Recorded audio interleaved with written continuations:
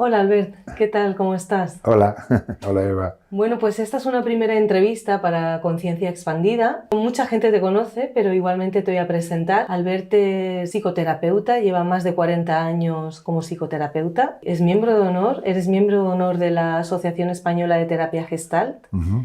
y también te has formado o te has Me he especializado en especializado más sexualidad. bien en sexualidad, sí. También eres escritor. Bueno, sí, he hecho hasta ahora 8 libros. Estoy con el noveno y quizás el décimo está por ahí también. Vamos a ver, sí. Me puedo considerar escritor al principio cuando apareció David Barba, sobre todo, que es mi editor principal. Yo he editado con 2 editoriales, pero la principal es Editorial La Llave, Ediciones La Llave, que dirige David Barba. Y me presentaba como terapeuta o psicoterapeuta, formador, ¿no? Y escritor. Sonaba un poco extraño, ¿no? Pero bueno, yo creo que después de 8 libros ya me puedo considerar Sí, yo creo que escritor. sí Sí, también. ¿no? Muy bien, pues lo primero que me interesa preguntarte es que probablemente todo el mundo conozca toda esta parte más profesional, de carrera profesional de Albert, y me gustaría preguntarte un poco por tus orígenes. Mm, ¿Cómo era Albert en la infancia? ¿Cómo se fue construyendo Albert desde que naciste, los primeros años de vida? Un poco que nos cuentes Mm. cómo... Bueno, Albert fue y sigue siendo, yo creo, me definía así Elena Revenga en el prólogo de uno de los libros, el dedicado a la paternidad, como un niño curioso. Mm, Yo creo que desde bien joven tenía ansias de saber del mundo y de saber de mí, básicamente. Y empecé muy joven en todo este camino de la búsqueda. Con 15 años editaba una cosa que se llamaba Fichas de Vida Alternativa. Bueno, empecé ahí. y Este asunto de la precocidad ha estado siempre presente, ¿no? cuéntanos un poco qué es eso de fichas de vida Bueno, alternativa. estamos en 1973, en pleno franquismo todavía, faltan 2 años para que muera Franco, el dictador.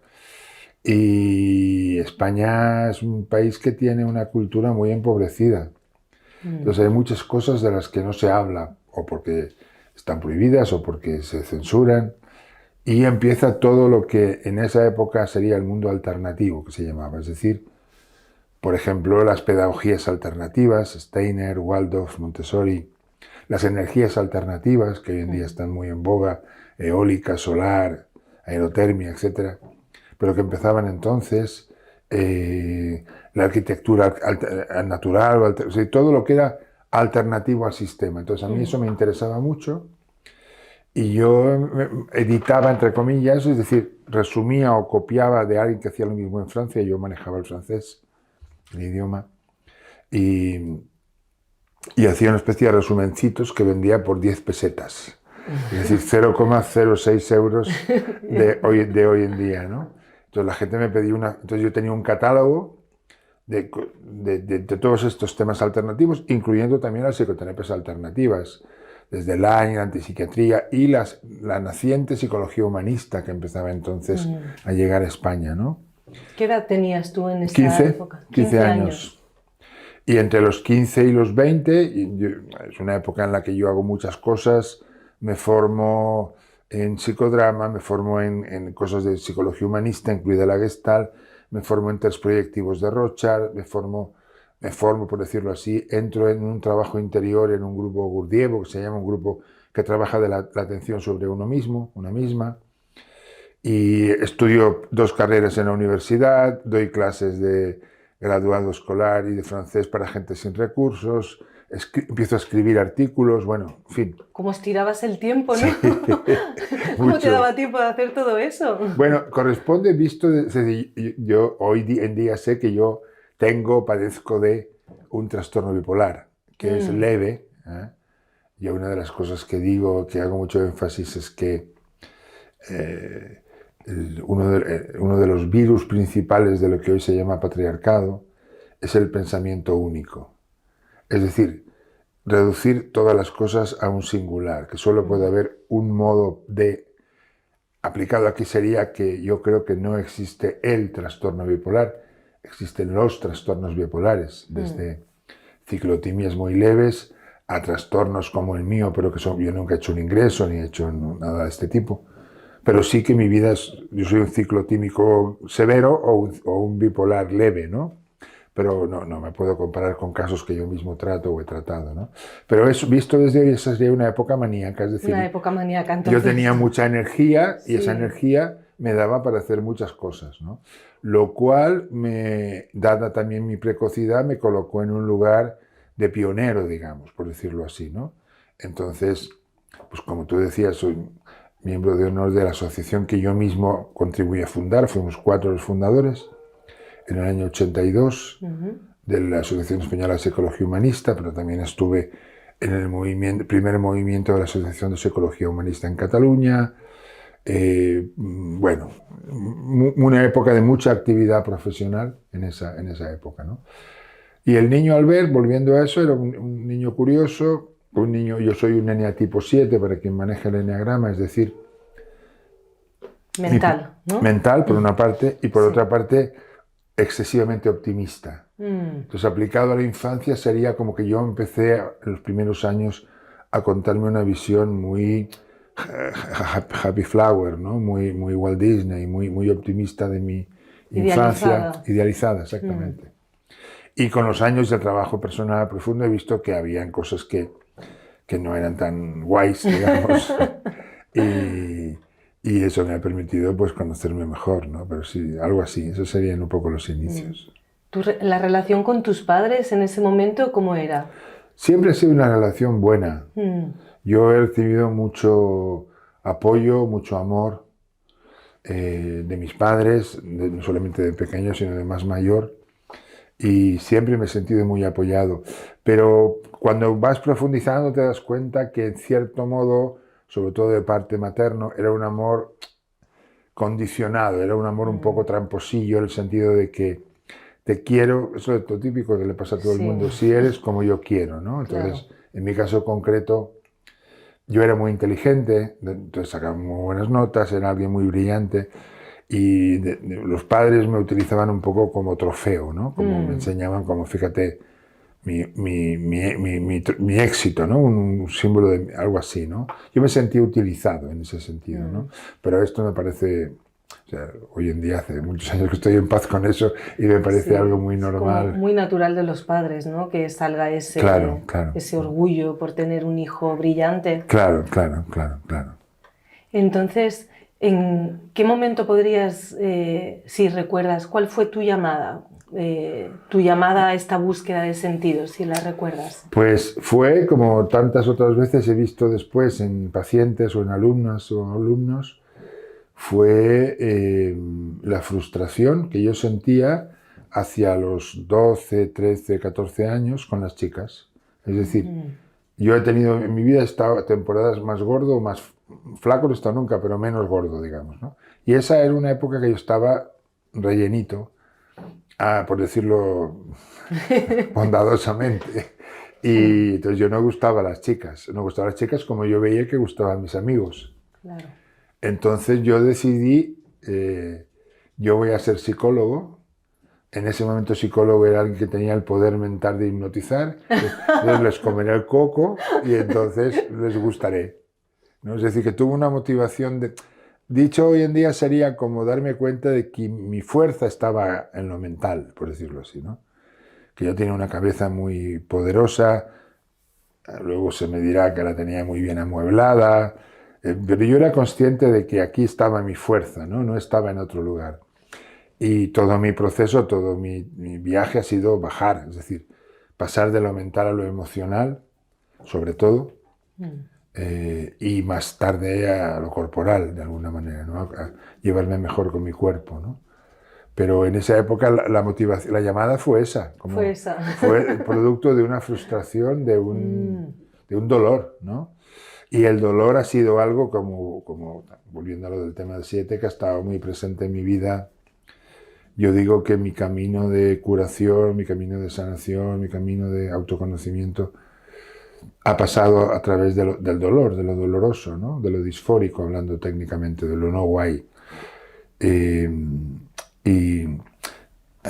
Avanzando en la historia, el acontecimiento principal de mi vida. Yo creo que es, bueno, se juntan dos, pero el principal es la muerte de mi hija. Yo pierdo una hija cuando yo tengo 35 años, ella tiene 12.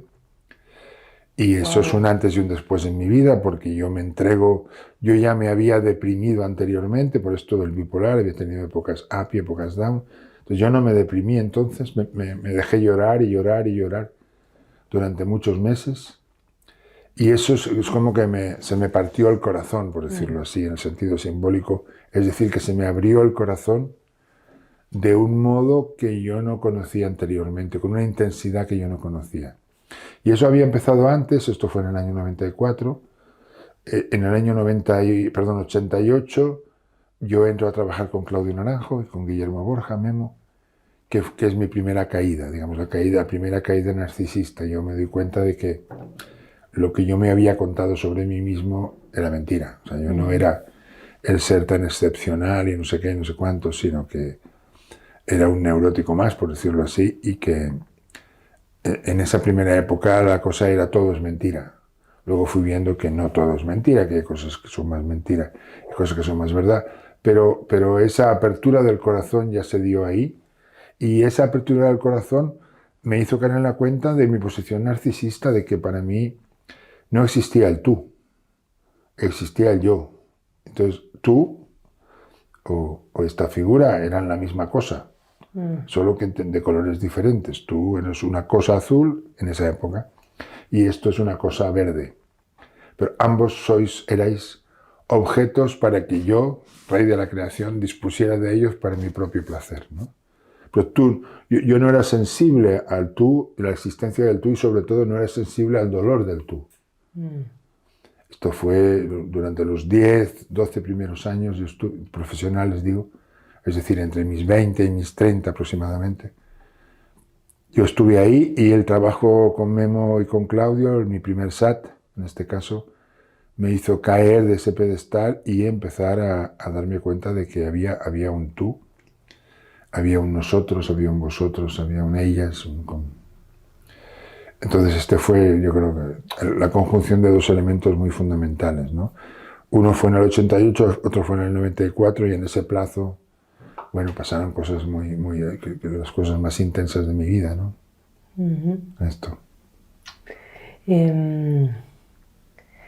¿Cómo recibían las personas entonces la terapia que tú, si para ti la otra persona no estaba? ¿Cómo eran esos procesos? ¿Cómo es que las ratas no se dan cuenta en el cuento del flautista de Hamelin de que las están llevando al río para que se ahoguen? Porque el flautista lo hace muy bien. Claro. Entonces yo era un gran embaucador, sin ser demasiado consciente. Yo entonces no es que lo hiciera a propósito.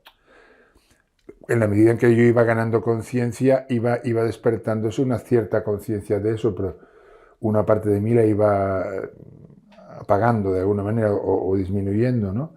Pero sí, yo ya era un buen terapeuta. Yo decía, la gente trabajaba conmigo y conseguía lo que venía a buscar.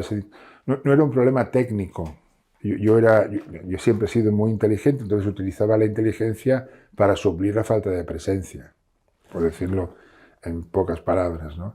Entonces la gente no recibía la manipulación o no recibía el hecho de que para mí fueran objetos. Esto no era tan presente porque yo era muy buen técnico, como lo es un terapeuta cognitivo-conductual, que no hace falta que recurra a su presencia, ¿no?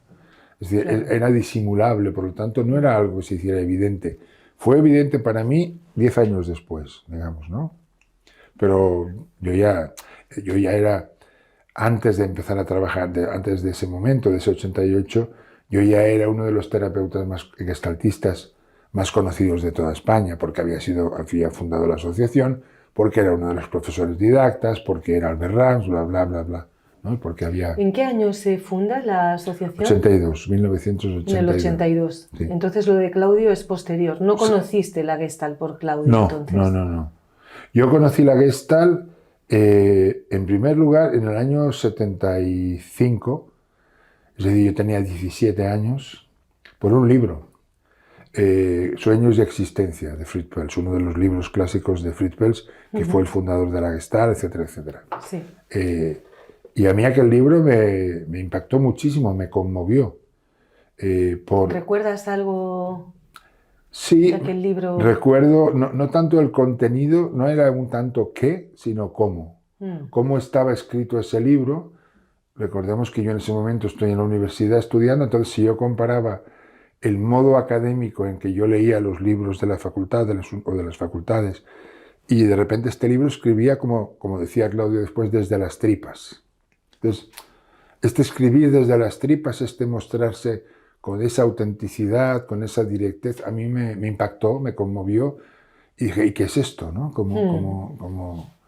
Y luego el misterio de esa palabra Gestalt, ¿no? Que nadie sabía muy bien si era una palabra alemana, que significa un conjunto de cosas organizado, que yo conocía por psicología, la psicología de la Gestalt, que es un movimiento en psicología de principios del siglo pasado, pero esto no era aquello, y cuando profundicé más... Era que tenía en cuenta el conjunto, ¿no? Sí, pero de hecho, en cuanto a la terminología de lo que hoy se llama Gestalt, hubo una evolución. De hecho, Peirce empezó llamándola terapia de concentración.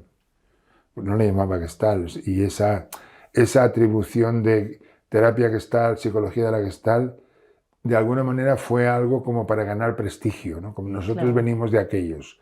No tanto, en algunas cosas a nivel de percepción y cognición, sí, pero en cuanto a lo que yo estoy diciendo que a mí me conmovió, no. Me conmovió otra cosa, ¿no? Y desde entonces yo estaba formándome en esa época, como digo, empiezo después a formarme en psicodrama, y luego al llegar a Barcelona ya empiezo a formarme en psicología humanista, y dentro de esa psicología humanista empiezo a recibir formación en talleres de Gestalt. Entonces no había una formación estructurada. Y yo, claro, yo vuelvo al 7. Un 7, además de ser un mentiroso y un charlatán, es un aprovechado. Entonces yo vi que en el mundo de la Gestalt tenía más target, como se dice hoy en día, que en otros mundos. Así que dije, pues me voy a hacer gestaltista, ¿no? Pues te fue bien, ¿no? Me fue bien. Una buena visión. Sí, entonces yo veía que había menos gente, bla, bla, bla, bla. Eso también influyó, ¿no? Y a nivel profundo era algo que a mí me seguía conmoviendo. Hace poco he estado presentando el 8º libro, que se llama La Gestalt Revisitada, y he hecho eso, una vuelta sobre la Gestalt y un análisis crítico de que sí y que no.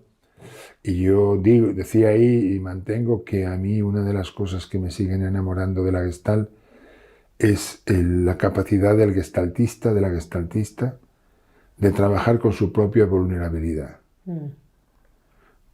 Y eso es todo un arte, ¿no?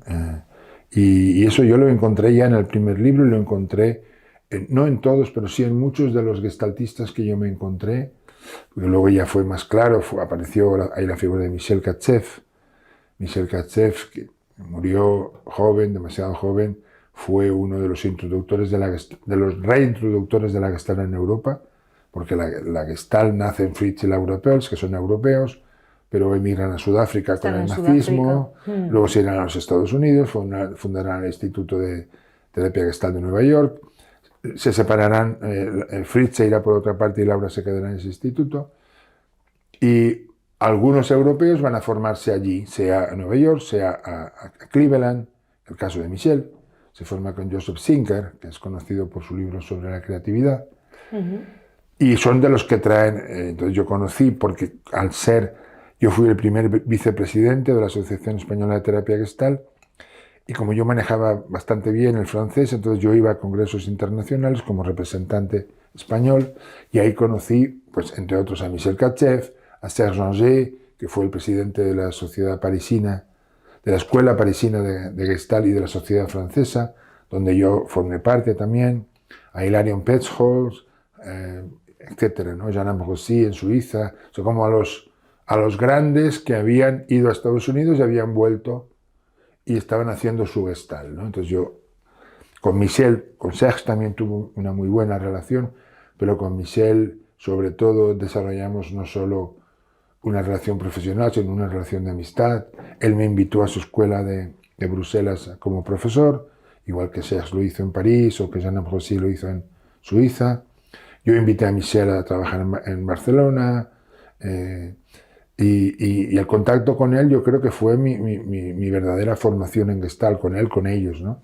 Y luego ya vino Claudio, pero eso fue años después. Yo conozco a Claudio en el 85, 86, no me acuerdo bien, informalmente en una comida en el Club Náutico de Alicante, en una mesa en la que están Paco Peñarrubia, a quien yo conocía de la formación de la Gestalt, Juanjo Albert, que en paz descanse, Antonio Asín, que serían, junto con Memo, los que trajeron a Claudio a España e hicieron los primeros SATs en España, también Ignacio Martín Pollo, que fue quien aportó el lugar, se llamó Bavia, ¿no? De una manera muy significativa, por lo de estar en Bavia, ¿no? Sí. Y no sé en qué estábamos. Háblame un poco, me has explicado de toda la Gestalt, de cómo llegaste a la Gestalt, qué es lo que te inspiró a leer el libro este de Fritz Perls, y del encuentro con Claudio.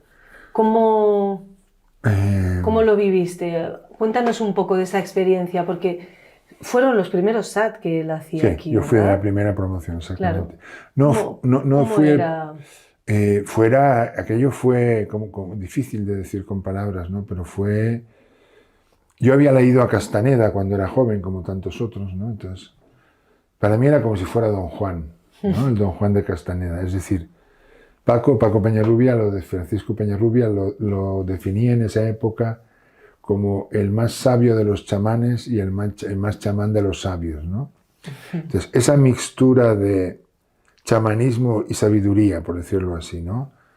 Yo me quedaba encantado escuchando a Claudio. O sea, además, vuelvo a la inteligencia, perdonad, pero es que era muy importante. Yo era uno de los que le seguía intelectualmente, y no todo el mundo era capaz de seguir a Claudio, porque hacía muchas derivadas, muchas oraciones subordinadas, muchas complementarias, se iba de aquí a allá, iba relacionando cosas que aparentemente nada tienen que ver entre sí, y para mí era como nutrición, como si yo recibiera una lluvia de sabiduría que encontraba un buen receptor, porque a mí me parecía entender lo que decía Claudio. Y si no, pues le preguntaba, ¿no? Y luego tenía una manera de... lo que Claudio llamó después actitud, una manera de estar en el mundo que a mí me volvió a conmover. Es como si yo encontrara en Claudio la personificación de ese Fritz que a mí me había enamorado en el libro, ¿no? Entonces ya no era un libro, sino que era una persona. Y luego el tipo de trabajo que proponía era el famoso viaje del héroe, es decir, en primer lugar visita tu infierno, luego el purgatorio y luego eventualmente el cielo. Pero lo primero es, no hay proceso de autoconocimiento sin conocimiento de la propia sombra. Y aquello dejaba de ser una idea para ser algo que adquiría mucha intensidad. Entonces yo me caí de ese pedestal, ¿no? Entonces, bueno, si decía antes que la muerte de María, de mi hija, había sido un antes y un después en mi vida, el segundo escalón de eso es Claudio. Y Memo, Guillermo Borja, fue eso muy, muy importante, que yo no empecé por Claudio, empecé por Memo, por Guillermo Borja, que era un personaje mucho más chamán, mucho más loco, mucho más intenso, mucho más salvaje, que hoy en día podemos decir que hizo mucho daño a muchas personas, pero a mí no. Yo necesitaba encontrar una persona que claramente fuera mucho más fuerte que yo. Pues yo había jugado a ese asunto del poder con diferentes personas que me había encontrado, y con Memo no era posible jugar, ¿no? Entonces a mí me volvió a enamorar alguien que se entregaba de esa manera a su trabajo, con todos los peros que eso tiene, que los hay, los he visto, los puedo hablar. ¿Puedes contar algo del trabajo que él hacía? Por ejemplo, él era un alcohólico, es decir, él trabajaba borracho, sin perder la conciencia. Pero eso es muy difícil es decir, ¿dónde está la línea entre el estar borracho y el no perder la conciencia, ¿no? Entonces, él se presentaba en los grupos borracho. ¿Siempre? No, siempre no, pero muchas veces. Es decir, que no era un personaje ideal, no era un santo. Él murió de SIDA. Y yo doy fe, porque he recibido testimonios de relaciones que él no se protegía. ni protegía, lo cual me parece fatal, ¿no? Él se enrollaba con sus pacientes. Sí, hoy en día ya es muy claro, hoy en día hay una palabra que es abuso, que es clarísimo, sí. Es decir, que fue un abusador, un borracho y un inconsciente. Pero dicho todo lo cual, pues muchas víctimas en el camino. Claro. Pero algunas de esas personas nos sentó, con perdón de puta madre, nos sentó muy bien eso. A mí me fue muy bien.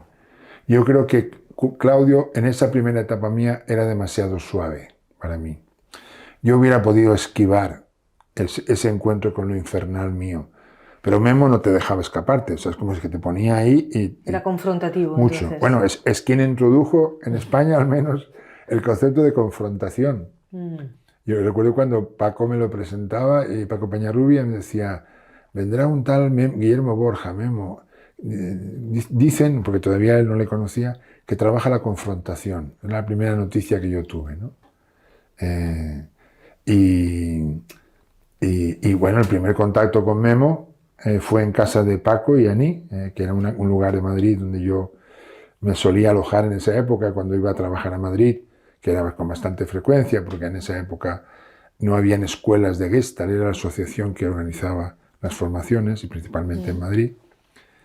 Y estábamos tomando whisky, y yo en esa época estaba muy alcoholizado, entonces yo me pasé de la raya, entonces... No sé si fue Paco o Aní o los dos hicieron el gesto como de acompañarme a la habitación para dormir la mona. Y Memo dijo, no, él se lo ha buscado, que él se lo encuentre. Él se ha emborrachado, se va solito a la habitación. Ese fue el primer contacto, imagínate. Ese fue el primer... Y luego eso fue, podría ser 86, 87, luego tuvimos un intercambio profesional, en el sentido que él me invitó a trabajar con el Jordán en Málaga, que era un instituto que él lideraba, pero vamos, más allá de eso, lo importante fue que yo encontré un maestro loco, Memo, y luego un maestro cuerdo, que fue Claudio. Entonces la conjunción de ambas, Memo entró en prisión, o sea, yo empecé a trabajar con él oficialmente en el 88, 89 fuimos a México a hacer el trabajo del desierto, y en el 90, noviembre, diciembre del 90, entra en prisión. Porque se ha puesto demasiado chulo con alguien que no debería haberse puesto chulo. Entonces, el tal alguien le organiza una redada y casualmente han encontrado en su casa sustancias que no deberían estar, digamos, ¿no? Y él está en prisión, que fue su cura, fue su sanación, porque nosotros junto con Cristina Nadal, mi mujer en ese momento, fuimos 2 veces más, yo creo, a visitarle, una en el 94, después de la muerte de mi hija, y luego en el 95 para despedirnos de él, porque él murió en julio del 95, meses después de salir de la prisión, ¿no? De SIDA. Entonces, y cuando fuimos en el 94 era otro Memo, era otra persona, es decir... Ahí se transformó, mucho, ¿no? mucho.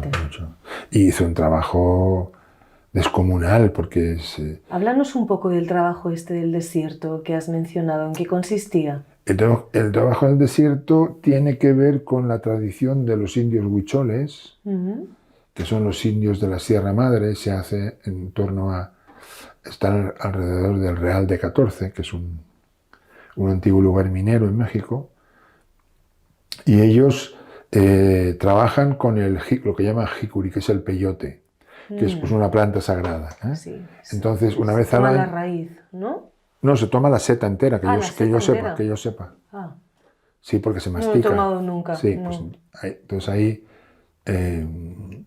ellos una vez al año hacen la peregrinación de Viricuta, que le llaman, que es ir a cazar venados, el peyote, de una manera muy ritual y muy... creo que esto es muy importante decirlo, porque no era un uso recreativo, ni en ellos ni en Memo. Entonces organizaba... Era una búsqueda espiritual, ¿no? Exactamente, era una caminata, 60 kilómetros en 3 días, y se tomaba peyote. Entonces ahí iban pasando cosas y Memo y sus ayudantes las iban manejando. Durante el camino se iba tomando. Se iba tomando, se iban haciendo paradas. Recuerdo la noche en el desierto, porque eso era alrededor del Día de los Muertos, 31 de octubre, 1 de noviembre, y yo recuerdo la noche del 31 de octubre de 1989, y yo creo que es una de las peores noches de mi vida, porque fue una noche infernal en cuanto a celos, en cuanto a yo encontrarme con partes de mí muy poco vistosas, digamos. Fue una noche oscura, entonces. Muy oscura. No fue tanto lo que se llama noche oscura del alma, eso fue después, sino que fue una noche oscura en el sentido de que yo me vi... De ver tu propia oscuridad, ¿no? Claro, exactamente. De ver tu sombra. Exactamente. De una manera muy dramática, porque a eso te ayuda mucho el peyote, como hacen otras sustancias, ¿no? O la ayahuasca, o el LSD, o es como te presentan tus propios monstruos, de una manera muy gráfica, muy sentida, ¿no? Y bueno, para mí fue uno de los hitos más importantes, ¿no? No solamente en eso, sino la siguiente noche dormimos en un pesebre, que empezaron a pasar acontecimientos de estos mágicos. Subimos al Quemado, que es la montaña sagrada de los Huicholes. Pues ahí hicimos un ritual con alguien que nos acompañaba, Qué místico todo. Exactamente, esa es la idea principal. Sí. Era un puro chamán, entonces. Exactamente. Bueno, él se había formado con Roquet. Roquet fue un psiquiatra en México que inició el trabajo con sustancias, pero también con María Sabina, que es una de las grandes chamanas mexicanas que trabajaba también con sustancias, pero sobre todo era la gran curandera. Entonces él aprendió Roquet era psiquiatra, pero María Sabina era una indígena, es decir, claro, era María, chamana pura. Chamana ¿no? pura. Sí. Y entonces él tenía mucho de eso en su manera de trabajar y era alguien. A mí lo que me enamoró fue visto desde hoy. Yo no había conocido a nadie que se comprometiera tanto con él aquí y ahora.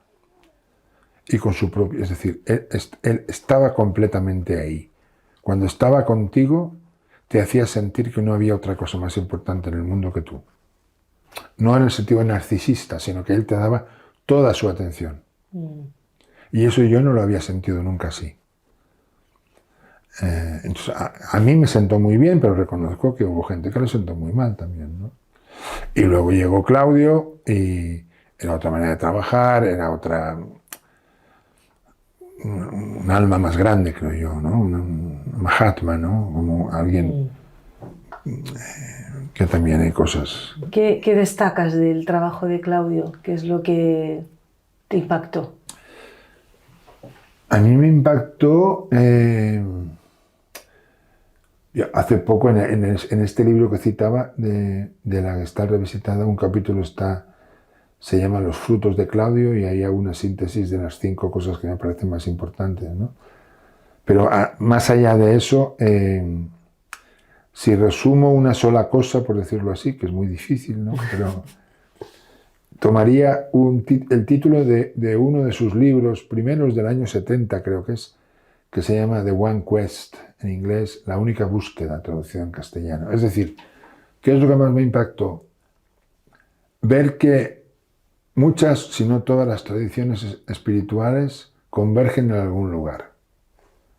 Tienen una unicidad interior y a mí eso es algo que yo andaba buscando desde la adolescencia. Fue como verlo, entenderlo, vivirlo, practicarlo, como que el Tao, el yoga, el budismo, el sufismo, el esoterismo cristiano, etcétera, comparten una cosa común, ¿no? Y que es como si hablaran diferentes idiomas, pero hay una lengua troncal, una lengua común.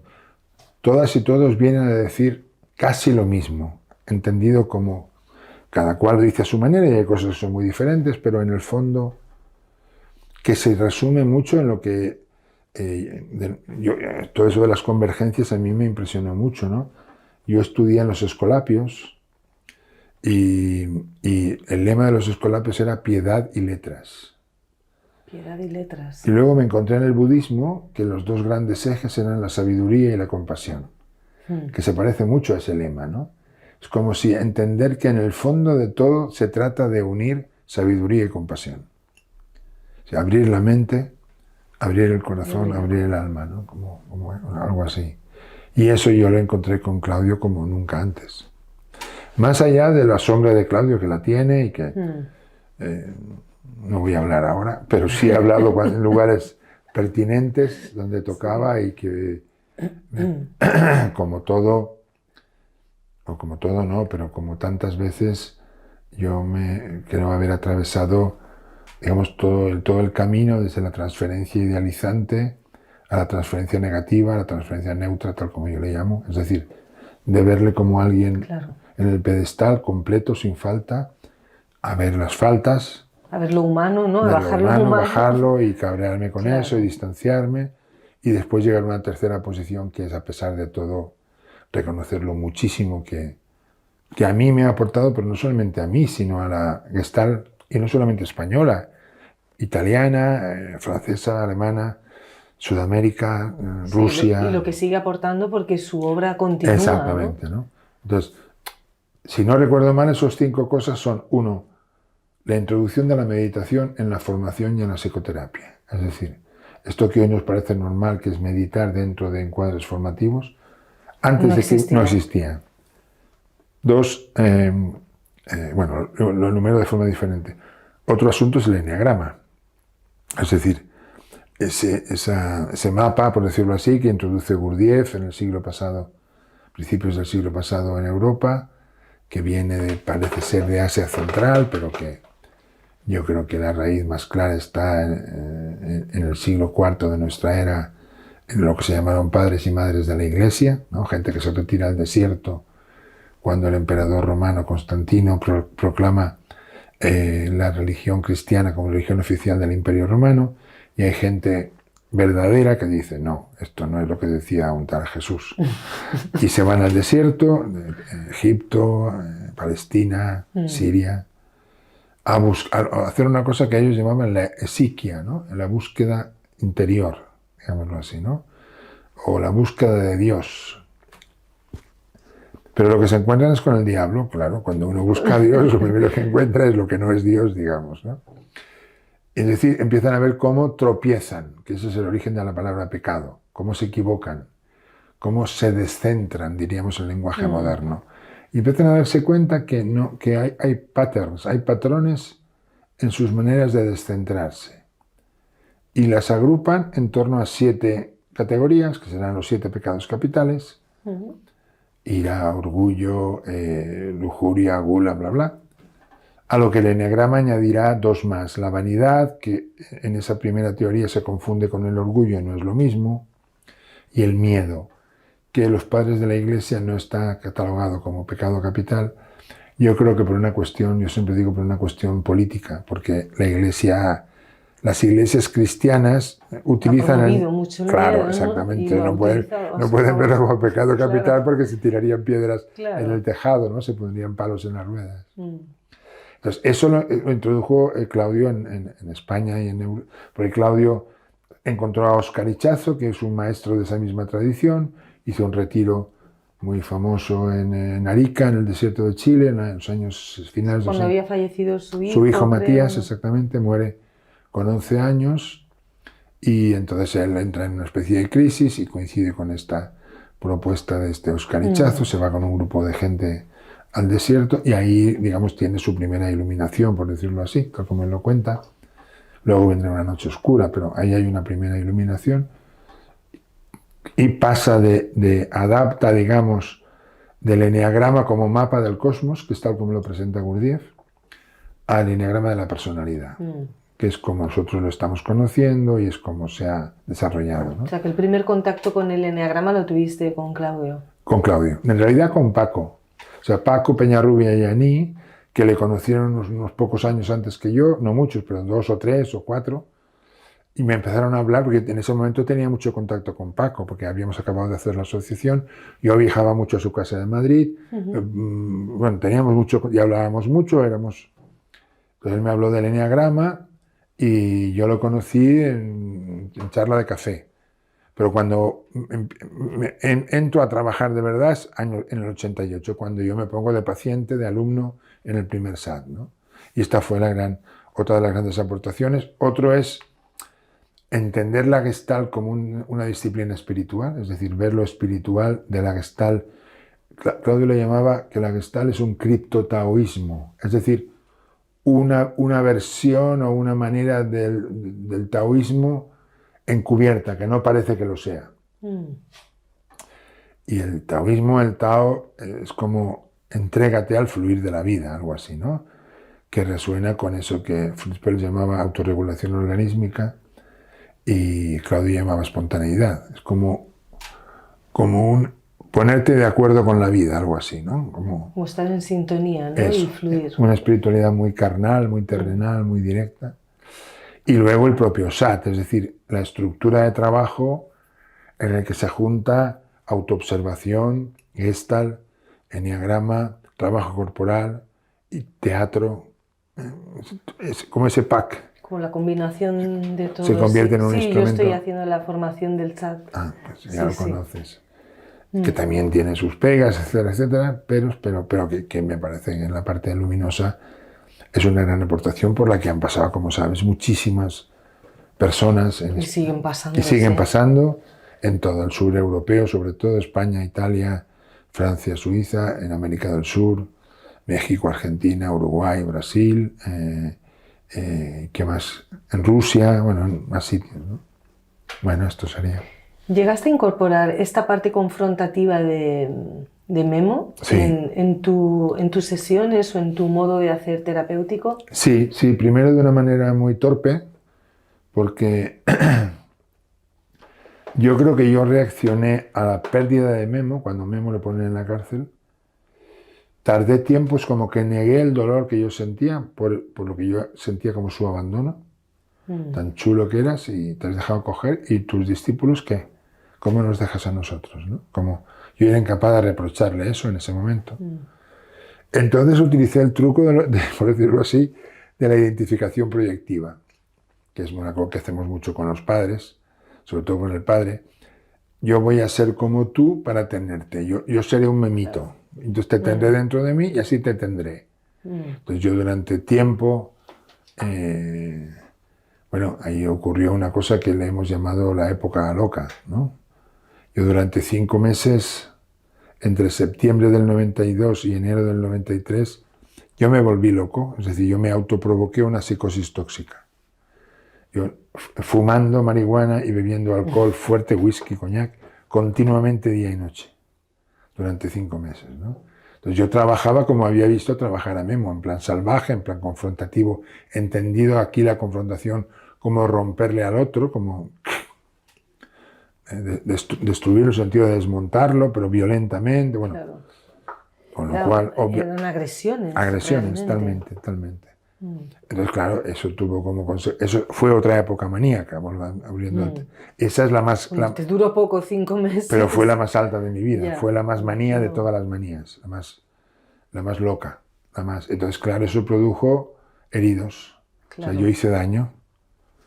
Además de otras cosas que no fueron daño, pero me interesa resaltar el daño. Entonces, tuve la suerte de que en la mayoría de los casos tuve la oportunidad de reparar ese daño, ¿no? Entonces, desde esa posición tan loca y tan... Luego, cuando yo vi a Memo en la cárcel, dije, este no es el Memo, te has equivocado. ¿Por qué no haces de este Memo en lugar de lo que he dicho? Yo estaba en otra cosa, ¿no? Entonces, yo empecé así, de manera salvaje, brutal, abusadora, bla, bla, bla, bla, hasta evolucionar a una confrontación que yo la aprendí también de Claudio más, ¿no? Más sutil, más amorosa, más respetuosa, más dulce, sin ser blandengue, ¿no?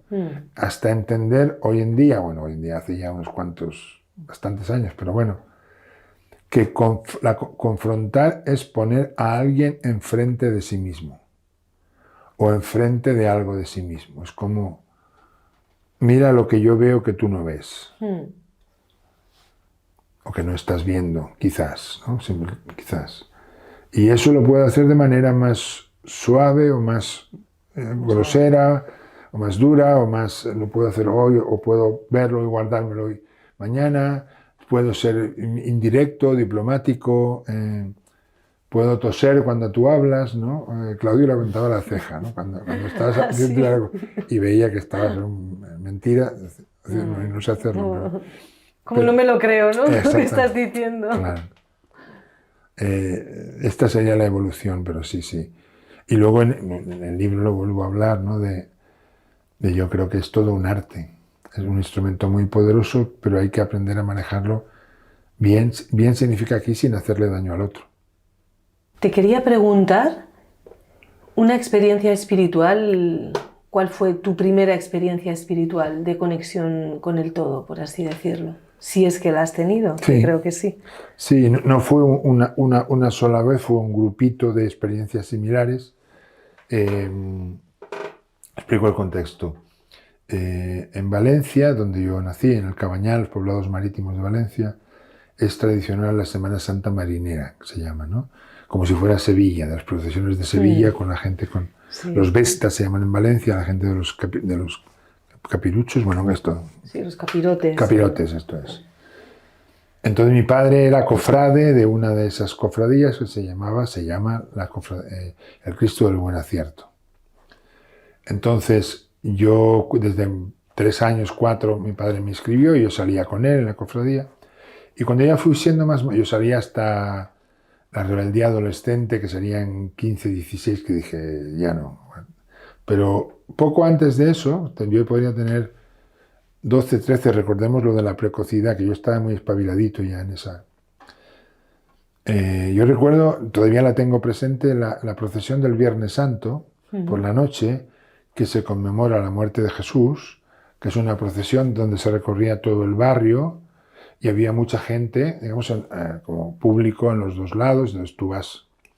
Las músicas son músicas lentas, había en Valencia mucha tradición de bandas musicales, entonces había una música muy, muy buena, muy bien hecha, lenta, triste, y tú ibas caminando vestido de... Bueno, entonces, en ese contexto yo veía que a mi alrededor estaba pasando algo que yo no entendía, que era que mucha gente se emocionaba, se conmovía al paso de la imagen del Cristo o al paso de la imagen de la cofradía y lloraba y yo sentí que ahí estaba pasando algo que yo no conocía y que tenía que ver con algo colectivo.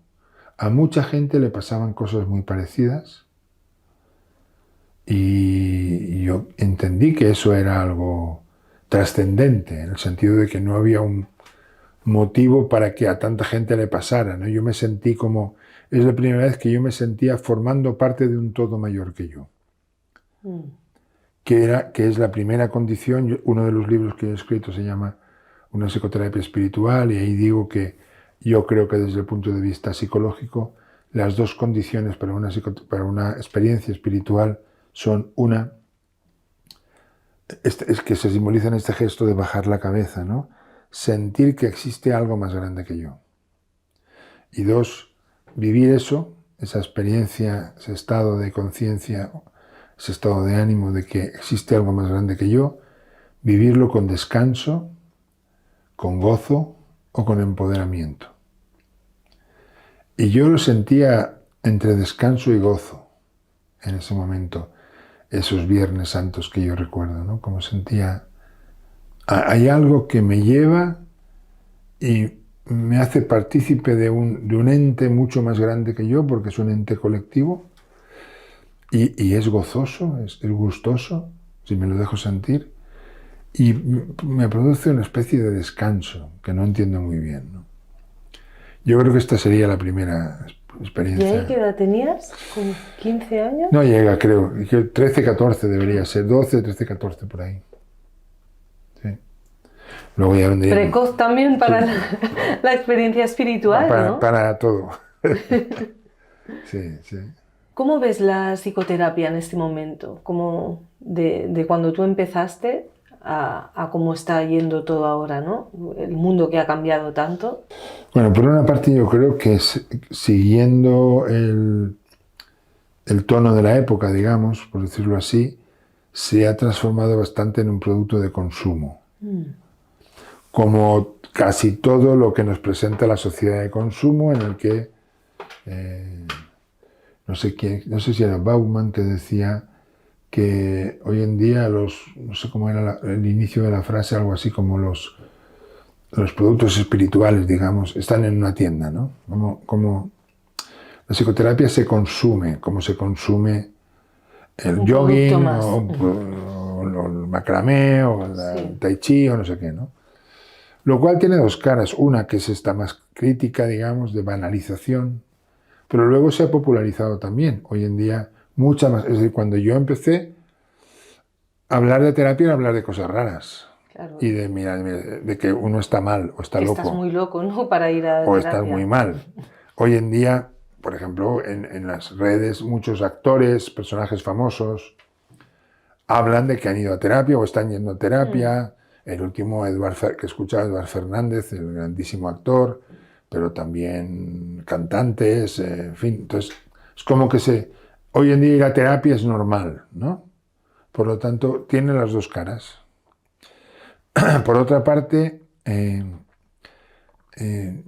yo creo que otros dos fenómenos que estaban más ahora que entonces es la espiritualización de la psicoterapia, es decir, como que la psicoterapia está abriendo más la dimensión espiritual de las personas y hace una especie de puente entre la psicoterapia clásica y las tradiciones espirituales. Eso es lo que yo llamo psicoterapia espiritual, entre otras cosas. Y luego hay otro camino que está ocurriendo, es que la psicoterapia está entrando en el terreno de lo social. Es decir, en la medida, por ejemplo, todavía estamos en pañales en eso, ¿no? Es decir, por ejemplo, psicólogos en la sanidad pública. Todavía estamos con un déficit enorme, pero cuando yo empecé no estaban, no habían psicólogos en la sanidad pública. No habían, no. Claro. Ya es un paso, ¿no? De hecho, fíjate, yo estoy titulado, creo que en el año 81, si no me equivoco de memoria, y mi título no dice que yo soy psicólogo, dice yo soy licenciado en Filosofía y Ciencias de la Educación, sección Psicología. Claro, porque estaban unidas, ¿no? La filosofía. Porque no habían facultades de psicología separadas, por ejemplo, ¿no? Eso tenía un lado muy positivo también, ¿no? Claro. Porque era mucho más rico también la carrera al introducir toda la filosofía. Pero eso corresponde también a los pros y contras de la especialización, por ejemplo, en medicina. Hoy tenemos súper especialistas. Claro, se ha ido acotando todo mucho. Y eso nos ha hecho ganar mucha eficacia y al tiempo esa persona pierde facultades para otras cosas que no sean lo estrictamente suyo. Entonces, yo creo que tiene las dos caras, ¿no? Otra cosa que está pasando ahora, en estos últimos años, que no pasaba tanto cuando yo empecé, es lo que sería lo integrativo. Es decir, y eso yo cito para explicarlo un estudio que se hizo en los años 70 del siglo pasado, es decir, un estudio con método científico fiable en ese sentido, que decía que terapeutas expertos de diferentes corrientes se parecen más entre sí que terapeutas expertos y novatos de la misma corriente. En lo que hacen, no en cómo explican lo que hacen. Es decir, que un gestaltista experto se parece más a un conductista experto o a un sistémico o a un psicoanalista que a un gestaltista que empieza. En lo que hacen, aunque no porque entonces lo que hacen se parece mucho, pero el gestaltista te lo explicará, cuando explica lo que hace lo explicará de una manera, el psicoanalista de otro, la sistémica de otro. Entonces, ¿qué significa eso? Cuando ya llevas suficientes años de tablas de recorrido, te das cuenta que lo que sirve es lo que le sirve al otro, no lo que te sirve a ti.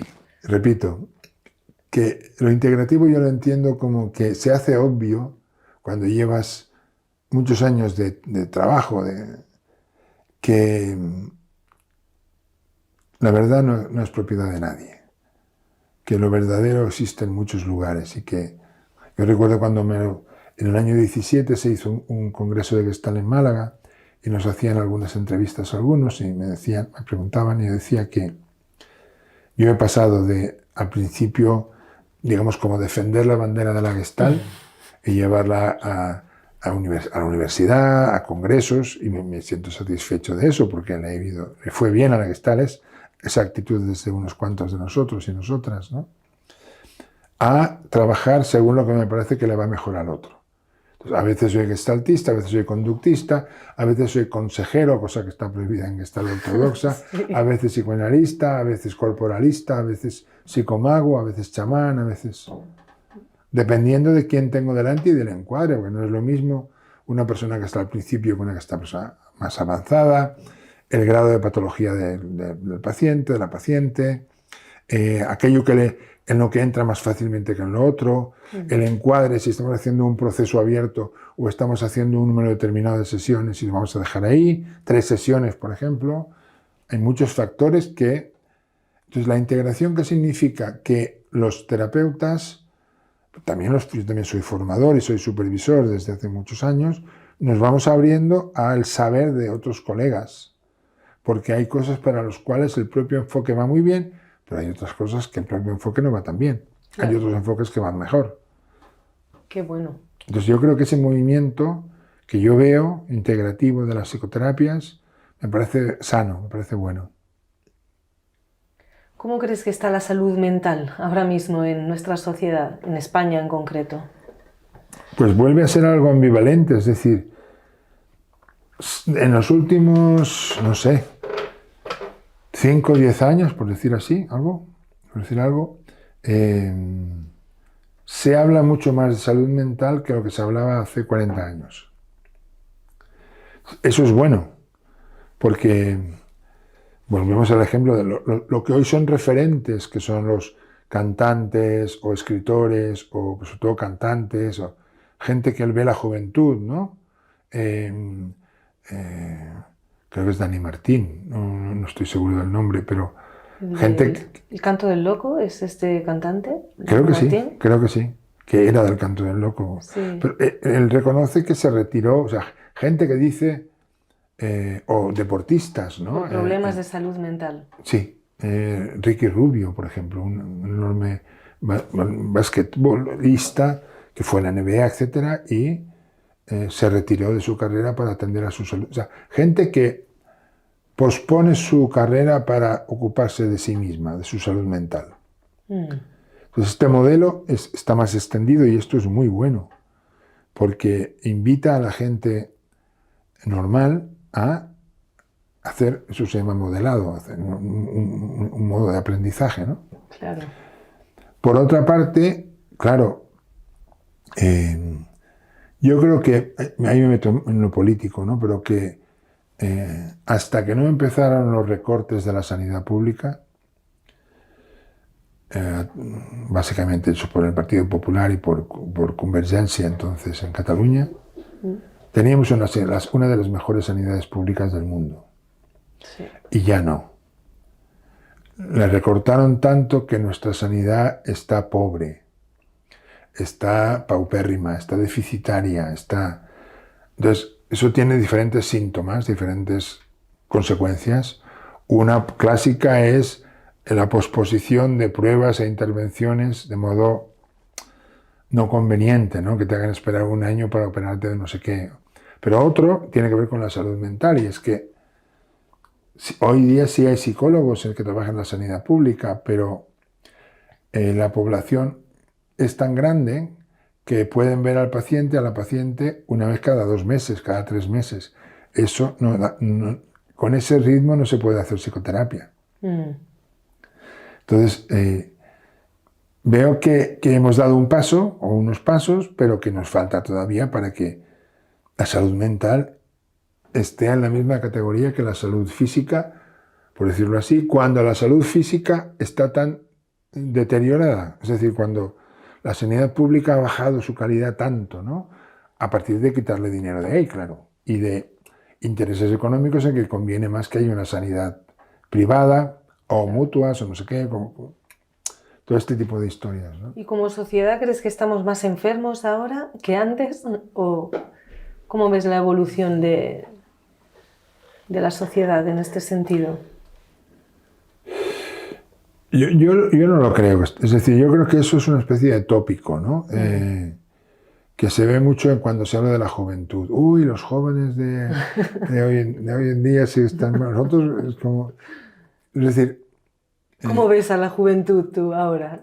Yo veo que existen, vuelvo al pensamiento singular, al pensamiento único, que existen muchos tipos de jóvenes y que englobarlos todos en el joven pasota, superficial, que se pasa la vida en el móvil y que no le interesa nada y que no se implica en política, es alterar la campana de Gauss, la curva de la normalidad, es decir, es no mirar donde no solo lo que es más frecuente, si quieres, como lo siguiente también, ¿no? Hay jóvenes muy implicados, jóvenes que tienen mucha profundidad, grandes lectores, gente muy comprometida. Bueno, hay muchos tipos de jóvenes. Entonces yo no veo peor a la juventud de hoy en día que cuando yo era joven, por decirlo así, ¿no? Que hace 40 años. No, y eso me parece una reflexión, es decir, el otro día, por ejemplo, en economía, ¿no? Hay un programa que estoy viendo ahora que se llama Economía en Colors, Economía en Colores, que es un programa de la televisión catalana, que lo dirige no me acuerdo el nombre, un economista, profesor en Estados Unidos, que se caracteriza por llevar unas americanas muy coloristas, ¿no? Bueno, y él mostraba cómo, con datos, que a nivel económico no solamente no estamos peor que hace 100 años, sino que estamos mejor. Pero la idea que tiene la gente es que estamos peor. Claro.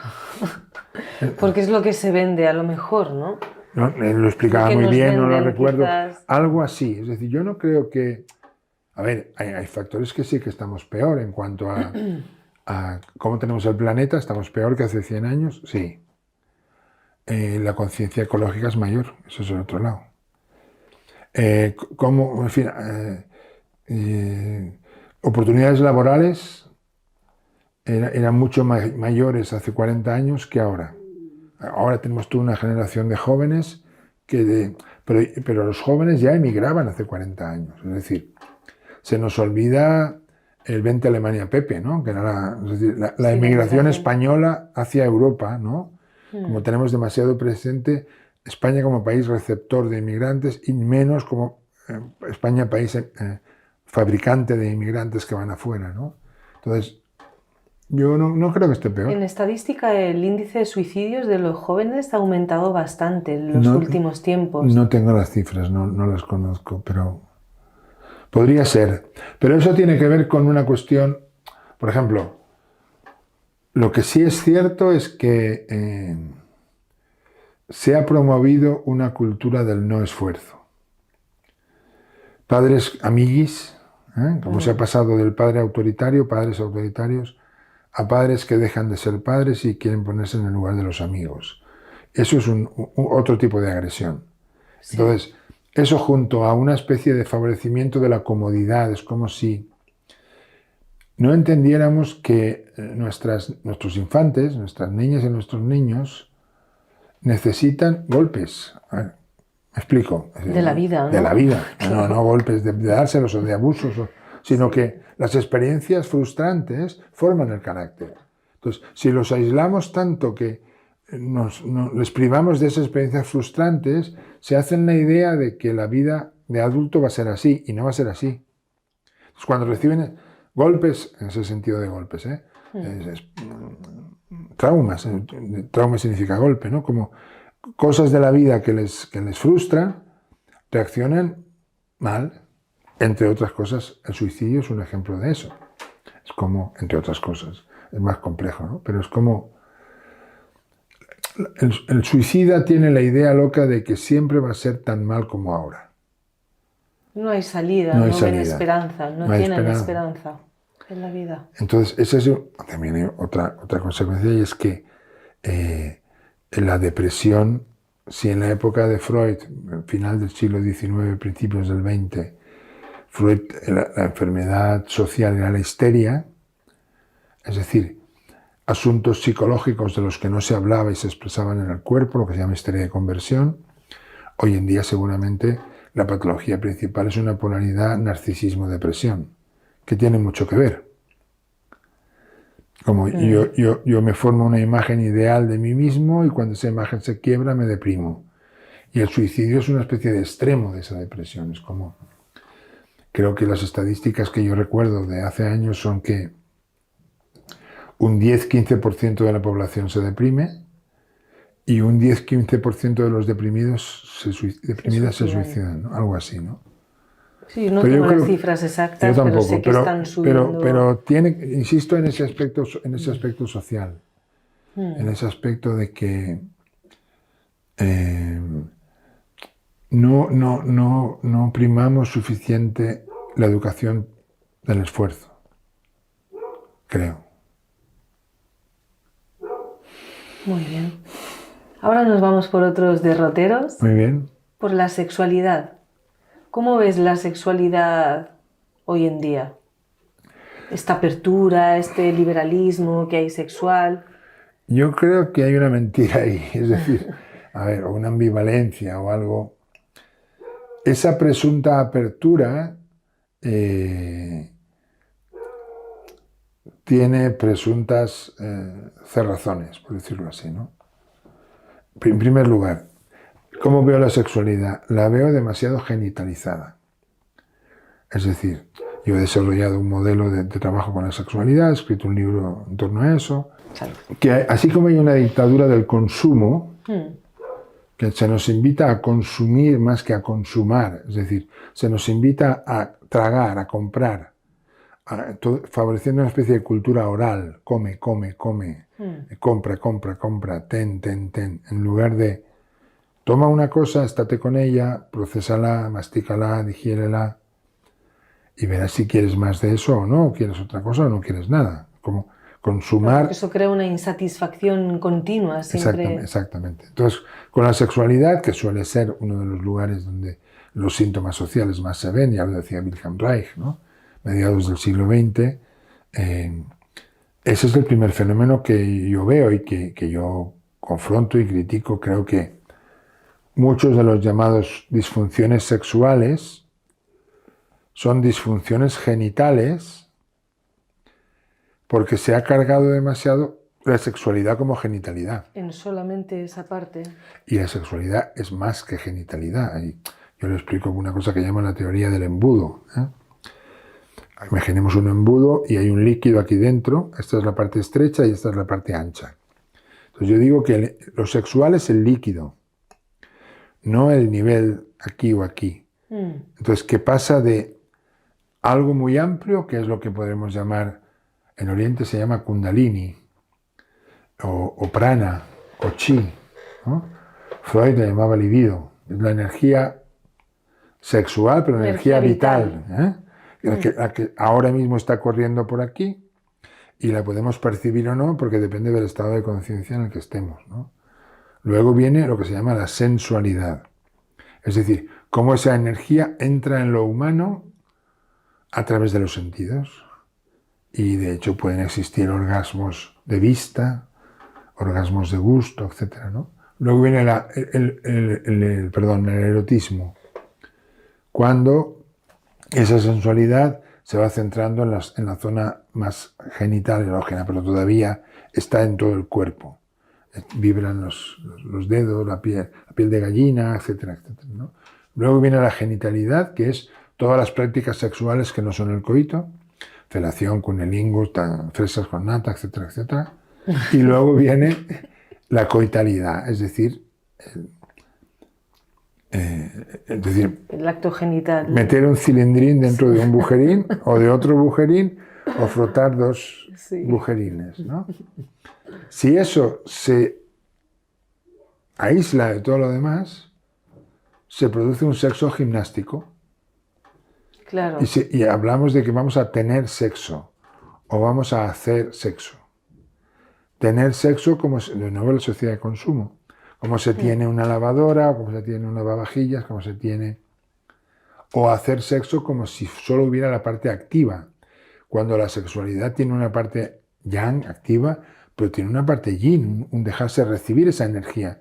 Porque si no dejas que esa energía entre en ti, aquello es prácticamente lo mismo follar, con perdón, que hacer bicicleta estática.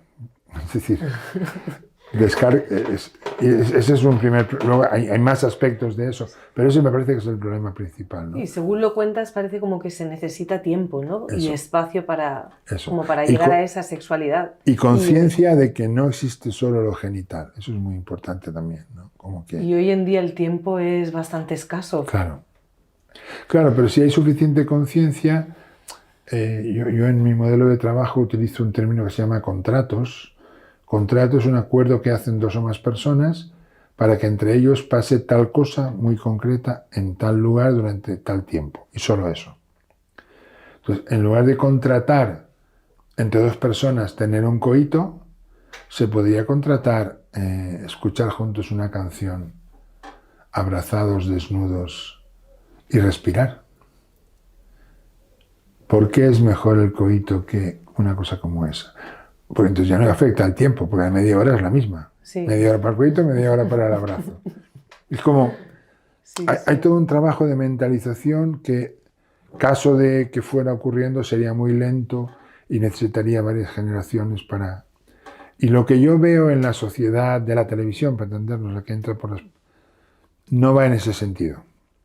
Está reducido a un grupo de gente que suele coincidir con el grupo de gente de los buscadores y buscadoras, o gente que tiene una cierta conciencia de sí misma, o que para quienes buscan que la vida sea algo más que consumir, trabajar, descansar, tener una casa, un coche, no sé qué. Otro aspecto importante es que esto sería, yo digo, lo que no es sexual, sexualidad no es solo genitalidad, pero sexualidad sí que es intimidad. Es decir, para que exista una sexualidad no gimnástica, la persona tiene que ser capaz de ponerse vulnerable frente al otro. Y esto es una cosa que no se nos enseña, nos da mucho miedo. Bueno, etcétera, ¿no? Para no repetir todo el modelo. Pero esto sería lo principal, digamos, ¿no? Muy bien. ¿Qué piensas de los jóvenes, de los adolescentes que todo lo que aprenden de sexualidad lo hagan a través del porno? ¿Crees que en casa, en las familias, se habla realmente de sexualidad y de esta sexualidad que tú estás explicando? Creo que no solamente, no sé si el lugar es la familia o la escuela. Es decir, idealmente en ambos sitios. Pero creo que se debería empezar, pero incluso desde los 10, 12 años, a tener lo que antes se llamaba, no sé cómo es ahora, clases de educación sexual. Es decir, que los profesores, profesoras, formadores, formadoras bien entrenados explicaran a los infantes, niños y niñas, qué es la sexualidad, cómo es, qué ocurre, qué les va a pasar dentro de unos cuantos años, qué posibilidades de vínculo tienen, que existen. Otro capítulo es yo le llamo las sexualidades. No existe solo lo heterosexual, que es posible que le guste a alguien de su mismo sexo, de otro sexo, pero es posible que le guste a alguien del mismo sexo. Bueno, todas las variantes del deseo que pueden existir, que los niños y niñas lo puedan vivir como normal. Entonces, si se hiciera todo eso, y se les hablara también del porno. Claro. Y ahí tener cuidado con eso, porque primero, eso tendría que estar, creo, con Shabbat, ¿cómo se llama?, combinado con los padres, para que hubiera una prohibición de que los móviles, primero se retardara el acceso al móvil hasta los X años, pero no en los 8 o 9 años, sino por lo menos 12, 13, 14, 15, por ahí, y que hubiera la protección, es decir, técnicamente hablando, que los jóvenes no pudieran acceder al porno, que hubieran webs o lugares, o hubiera un sistema tecnológico de control parental, para que no tengan acceso a... Pero que eso se les hubiera explicado qué es lo que encontrarán, pues si se cuelan, porque se van a colar, qué encontrarán ahí, que eso es mentira. O sea, que se les explique bien que eso que van a encontrar ahí no es la sexualidad, que la relación sexual no ocurre así, ni tiene por qué ocurrir así, y que en el porno tradicional, hay pornos alternativos, pero Erika Lush, por ejemplo, me parece que es el nombre de una mujer que hace porno en donde la mujer no es solo objeto sexual del hombre, sino que se hace más presente el placer de la mujer, bueno. Pero que en el porno tradicional, hay una agresividad, violencia que no tiene por qué estar, necesariamente.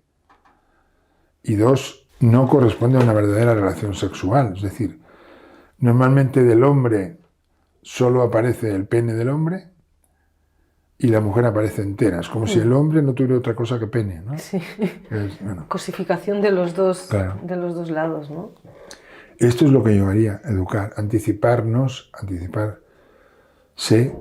al acto de ver porno para preparar a los infantes para qué es lo que encontrarían si entraran ahí y al mismo tiempo protegerlos de eso, pero explicarles qué otras alternativas hay, qué es la sexualidad, que no es eso. Y en este sentido, los profesores que educaran también tendrían que tener una formación. Claro. En este sentido, claro. ¿no? En una sexualidad más amplia y más... Y eso yo, hablando de educación y volviendo al tema Claudio, yo creo que es una de las grandes aportaciones que ha hecho el claudismo, no solamente Claudio, sino todo el movimiento que se ha generado a su alrededor, y es que esa formación debería incluir un trabajo con uno mismo.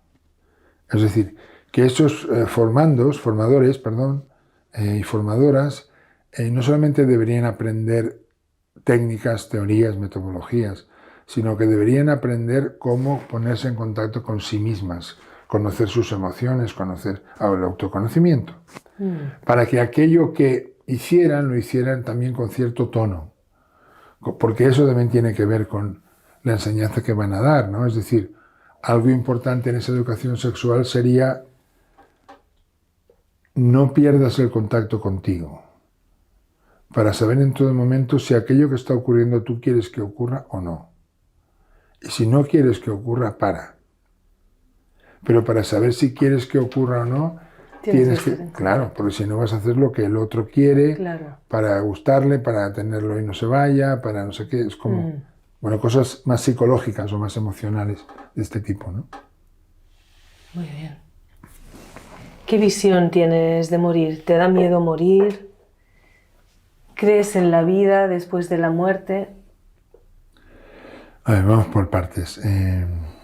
Yo no sé lo que ocurrirá cuando yo esté cercano a la muerte real, ¿no? Pero desde hoy yo no tengo miedo a la muerte, tengo miedo al deterioro. Entonces yo hace ya unos cuantos años que tengo hecho un testamento vital en el que digo no solamente cómo quiero morir yo, sino qué es lo que no quiero que ocurra. Y lo que no quiero que ocurra es que me alarguen la vida artificialmente. Y cuando digo yo que yo me quiero ir.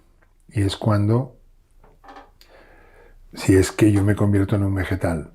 Si no puedo comunicarme, yo no quiero vivir. Puedo aceptar cierto grado de dependencia durante un tiempo, pero tampoco un altísimo grado de dependencia. Yo creo que eso no es vida. Entonces mi opción sería, más radical sería, yo creo que cada quien tiene derecho a decidir cuándo quiere morir.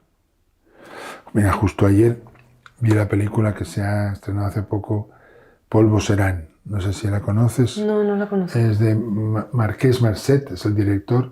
Es una pareja mayor en que ella tiene un cáncer y terminal y él quiere morirse con ella. Entonces, como a ambos no se les aplica la ley eutanásica española, se van a Suiza, donde en Suiza existe la posibilidad de ir, te hacen un examen psicológico de que comprueba un psiquiatra y un psicólogo que no estás deprimido, que no te quieres morir porque estés deprimido, y te cuidan mucho para morirte bien, que es dándote una sustancia que te hace que te duermas, dejes de respirar de manera indolora completamente, ¿no?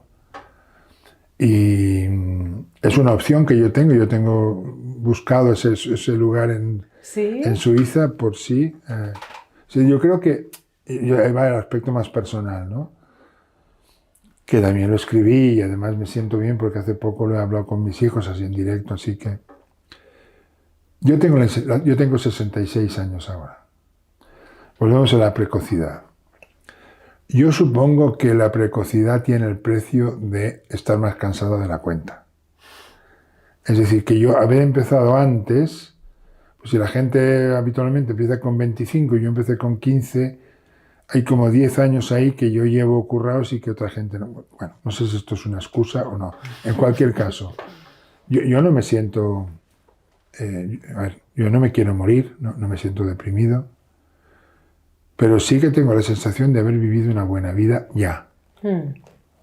O sea, yo tengo la sensación de que la vida me ha dado, me ha regalado una buena vida, que he hecho lo que quería hacer, que he conocido el amor, que he sido amado de diferentes maneras, que he amado de diferentes maneras, que me parece el asunto principal seguramente de la vida. El de la sabiduría y la compasión, esto sería del orden de la compasión, del orden de la sabiduría. Yo creo haber llegado a un cierto grado de sabiduría, o al menos así me lo dice quien me escucha, ¿no? Y haber ayudado y haber a mucha gente o a un suficiente número de personas en vivir mejor, en saber más de sí mismas, en conocer mejor el mundo, ¿no? Total, que yo si fuera solo por mí, yo no espero... ¿Morirías en paz hoy? Sí. ¿Satisfecho de tu vida? No siento que haya nada pendiente, no espero nada de la vida, es decir, nada, cuidado, en el sentido de que no tiene que ocurrir ninguna cosa para que yo diga, ya, ahora sí, ya está, sino ya pasó. Ya tengo todo lo que quiero de la vida, lo cual no significa que hayan cosas que yo ni siquiera las puedo imaginar y que me vengan y que yo no sean agradables o desagradables, no lo sé. Pero yo por mí, yo diría basta. Ahora bien, están mis hijos, hoy acaba de nacer mi nieto. ¿Ah, sí? Sí, desde hace 3 meses soy abuelo. ¡Ay, enhorabuena, Albert! Gracias. Esto en lo biológico, ¿no? Pero luego yo siento haber tenido muchos, y tener muchos hijos espirituales, por decirlo así, ¿no? Discípulos y discípulas, gente que ha estado o está muy cercana a mí y que yo digo que creo que querrían que yo estuviera un ratito más. Tanto mis hijos como los biológicos como los hijos espirituales. Y a mí me parece bien, es decir, yo no tengo ninguna prisa por irme, pero tampoco siento un apego. Tu pregunta es, ¿la muerte qué opinas? Sí. Yo pienso que la muerte, últimamente hay movimientos sociales que se van moviendo en esa dirección, pero que la pensamos mal. Digo, respecto a otras sociedades, ¿no? Ha habido una gran separación entre la vida y la muerte. Sí. Que la vida incluye la muerte, es decir, que lo que nos enseña la naturaleza es que hay los actos de construcción y los actos de destrucción, que hay los principios y hay los finales, que hay cambio, que no sé quién decía que lo único constante del universo es el cambio, algo así, ¿no? Entonces, bueno, esa es mi posición, ¿no? Y a mí me gustaría que España fuera Suiza, es decir, que mi posición sociopolítica o cultural, como quieras llamarle, es que debería existir un derecho a la eutanasia, pero no cuando estás muy enfermo y no sé cuántos informes de médicos, sino por el hecho de que tú quieras morirte y alguien certificado compruebe que no es por depresión, de que no es un suicidio consecuencia de una depresión, sino de una voluntad de tener suficiente, se te facilitará algo tan sencillo como un lugar bonito. Sí, yo también estoy de acuerdo. Acompañado a ser posible de tus familiares, tus amigos, la gente que quiera estar contigo o que tú quieres que esté, y te dieran un vasito con algo y que te lo tomaras, te durmieras y ya no te despertaras, sin dolor. ¿Te has imaginado en algún momento ese momento de morir, de tránsito? De manera concreta, visualizado, por ejemplo, quién estaría ahí, quién no, pero de otro modo más abstracto sí. A mí me gustaría morirme así. Sé que es mucho pedir, porque normalmente la muerte llega cuando llega. Llega cuando llega y que además... Y de la manera... yo llevo 12 años tratando un cáncer que me obliga y me invita al tiempo, ¿no? Porque va bien a entrar 2 veces al año en quirófano. No sabía. Sí. Fue un cáncer y es un cáncer no de baja malignidad, que se llama, es un cáncer. No es muy agresivo. El sistema urinario primero fue en el uréter, me quitaron un riñón, bueno, después fue en la vejiga y en las 3 últimas veces, es decir, desde hace año y medio, y hasta no aparecen tumores en la vejiga, ¿no? que puede ocurrir, que de repente hay un tumor en algún sitio y te vas. Y no solamente te vas, sino que al final, a mí me gustaría con perdón, que me chutaran la suficiente morfina o lo que fuera Sí, para no sufrir. ¿no? Yo no creo que El haya dolor, que sufrir el dolor. dolor ¿no? físico, ¿no? Yo ni lo quiero ni creo que debería estar. En el estado actual de la ciencia no debería haber dolor físico. No, hoy en día hay muchos recursos paliativos. Pero bueno, esta sería mi para el posición dolor. frente a la muerte, sí. ¿Crees en otras vidas, en reencarnación? En reencarnación... ¿Te has visto en otras vidas ahora que hay esas terapias regresivas? Mira, yo era muy incrédulo y por diferentes tipos de experiencias, algunas con sustancias y otras de modo natural. Yo hay dos épocas de la historia en que me siento muy cercano, como si ya hubiera estado allí. El famoso déjà vu, ¿no? Una es la época de 1920, entre el 10 y el 30 del siglo pasado, más o menos. Y otra es el siglo X, en la zona musulmana, en el Al-Ándalus de entonces, ¿no? No sé si Córdoba o Valencia, ahí no tengo claro. Pero hay cosas que a mí me emocionan. Yo soy psicólogo, claro, soy terapeuta y conozco bien el mundo de las emociones y tengo suficiente, creo, autoconocimiento para saber que cuando en aspectos de, por ejemplo, de esas dos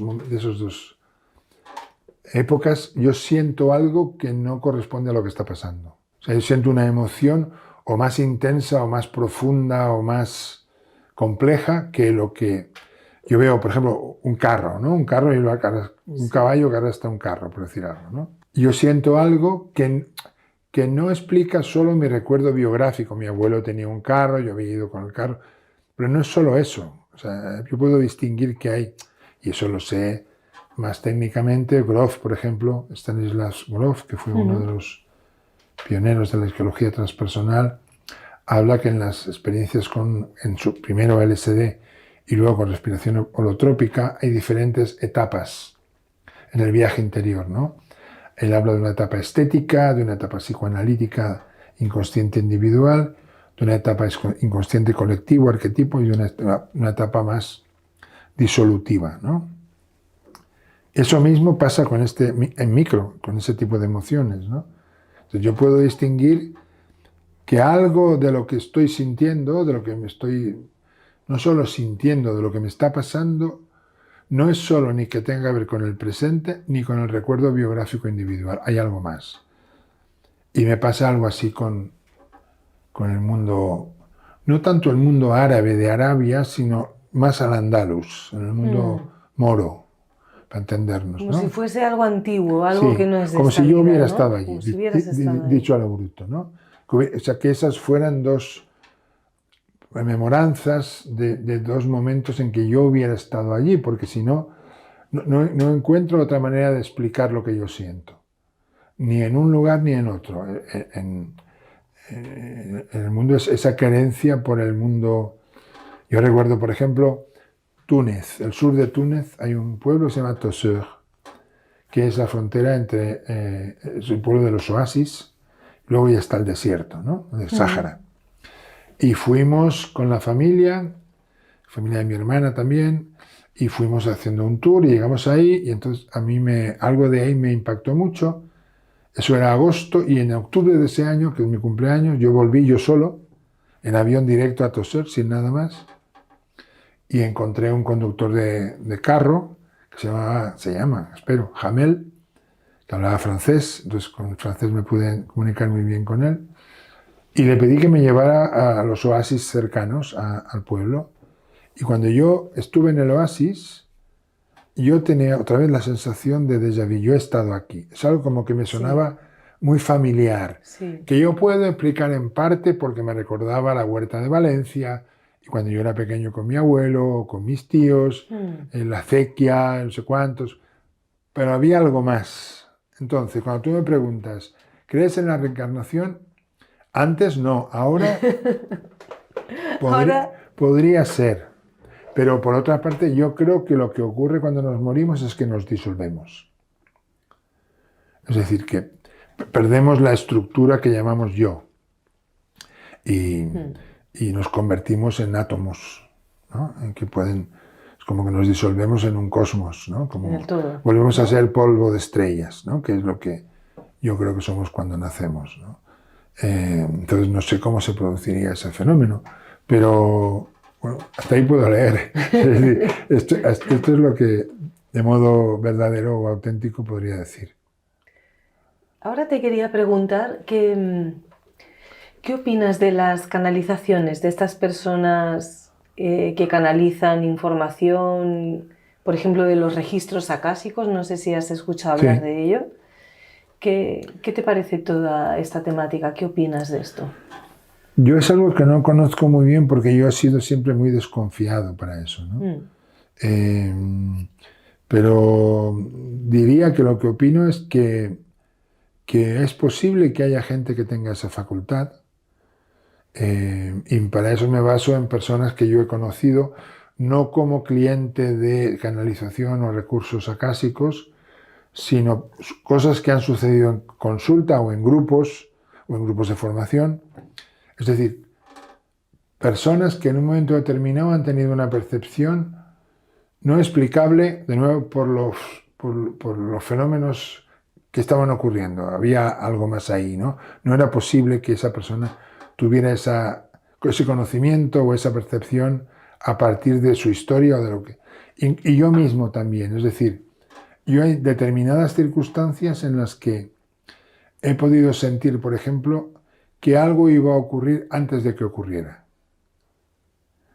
Eso es explicable por la sabiduría, es decir, por el conjunto de técnicas, teorías, tablas, experiencia que yo manejo, porque eran escenas laborales, pero había algo más misterioso que tenía que ver con el tipo de estado de conciencia que yo tenía. Por ejemplo, durante mucho tiempo yo trabajé con grupos de trabajo espiritual sin ningún tipo de sustancia, y una parte de ese trabajo durante 10 años fueron lo que se llaman ceremonias, que es un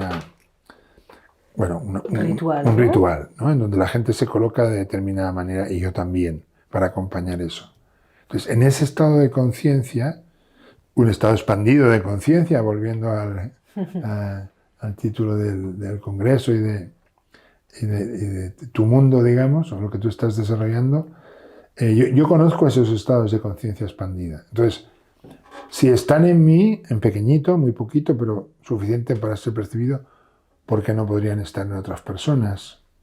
Así que lo que diría es que hay personas que creo que tienen ese don y que hay mucho charlatán ahí. Es decir, que hay mucho también, que es un terreno muy peligroso porque hay gente que no está lo suficientemente limpia, terapéuticamente hablando, como para ser limpia en su devolución. Entonces te puede meter cosas que te pueden hacer daño. Y yo también he recibido en terapia a personas que habían ido a un canalizadora o a un no sé cuántos y venían con un tumor, digamos, con un paquete, con una historia que les estaba angustiando y que cuando lo contaban yo decía, aquí el otro, la otra ha metido su propia baza sin darse cuenta. Claro. ¿No? Entonces yo creo que eso es posible que ocurre, y cuando ocurre bien es porque la persona que lo practica es muy pura. Muy bien, pues yo creo que estamos llegando ya al final de la entrevista, y ahora como pregunta final, ¿qué podrías aconsejar para tener una mejor salud mental? Terapia. Yo soy un apóstol de la terapia, es decir, dedicarse tiempo a uno mismo, en el sentido de hacerse acompañar por alguien que te ayude a conocerte mejor. Creo que el autoconocimiento es el mejor antídoto o la mejor garantía de la salud mental. Que no es todo, hay factores genéticos y factores sociales, hay trastornos y trastornos, hay en fin, casos y casos, pero en cualquier caso el autoconocimiento, yo creo en eso, creo que la vida es un aprendizaje y que para eso es mejor conocerse a uno mismo, ¿no?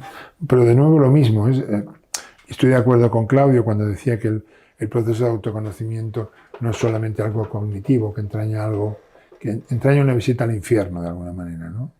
Entendido como, a mí la palabra que siempre digo, si lo digo en una sola palabra, es limpieza. Limpiar el ego. Ahí luego te enseño el papiro egipcio del pesaje del corazón. Vale. No sé si lo conoces. No.